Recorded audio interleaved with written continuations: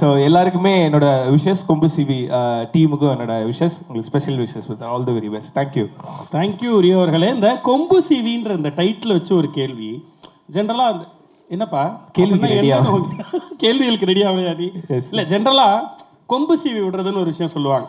யாராவது ஒருத்தரை சும்மா இருக்கவங்கள போயிட்டு கொம்பு சீவி விட்டு இதுக்கு தயாராகிருங்க அப்படி சொல்லி, அப்படி யாராவது ஏதாவது ஒரு விஷயத்துக்கு கொம்பு சீவி விட்டு நீங்கள் பல்பு வாங்கின ஏதாவது ஒரு விஷயம் இருக்கா?